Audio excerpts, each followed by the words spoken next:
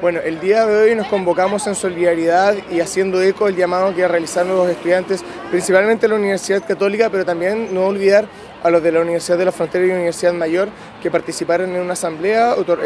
realizada la semana pasada, en la cual se dictaminó, producto de las diversas violaciones de derechos humanos que viene impetrando el régimen israelí en contra de la población de Palestina desde el año 48 hasta la fecha, pero principalmente por lo que estamos viendo desde el 7 de octubre hasta el día de hoy,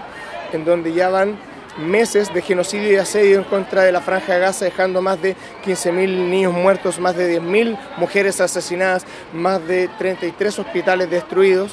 Es en todo este contexto en donde finalmente fueron los estudiantes de Chile, los ciudadanos de Chile, estudiantes que no tienen una ascendencia, una raíz arábiga, que despertaron solidaridad con el pueblo palestino y desean no seguir siendo cómplices y exigirle a su gobierno universitario el corte de relaciones con tanto con la Embajada y el Estado de Israel, como también con las universidades israelíes, comprendiendo que las universidades israelíes son cómplices activas y sin las cuales no se podría realizar el genocidio que el régimen israelí lleva a cabo sobre el pueblo palestino. Las universidades israelíes son vitales en el desarrollo de armamento y de tácticas de guerra para instruir al ejército israelí. Al mismo tiempo son muy benevolentes en que los israelíes que hacen el servicio militar puedan estudiar con facilidades dentro de las universidades, becados inclusive, para que luego puedan aportar como profesionales dentro de las ramas armadas.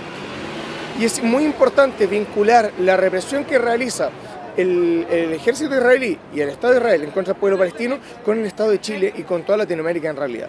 Pues fue el Estado de Israel el principal proveedor armamentístico de la dictadura cívico-militar en Chile desde el año 76 hasta principios de los 90 y se convirtió nuevamente en uno de nuestros principales proveedores armamentísticos en el gobierno de Piñera I.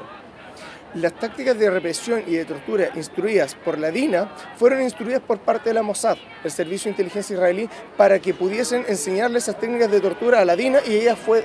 fueran aplicadas en nuestros compatriotas. Y al día de hoy, las tácticas de espionaje, de ciberseguridad y también insumos militares como drones, entre otros, siguen siendo partícipes de la represión que se lleva en contra de la protesta social acá en Chile y a las comunidades mapuches. Es producto de ello que la liberación y la emancipación de Palestina no solamente contribuirá a detener el genocidio en Palestina, sino que a eliminar la represión que sufre nuestro propio pueblo de Chile en Chile. Estoy aquí porque creo que es como imposible no sensibilizarse, como con la situación, igual como que me duele mucho todo lo que está pasando como mujer, como feminista, ver que en el otro lado del mundo, que al final también como que refleja un poco también lo que vivimos aquí, quizás no en ese extremo, porque ahí se ve lo más crudo de lo que es el capitalismo, el imperialismo, pero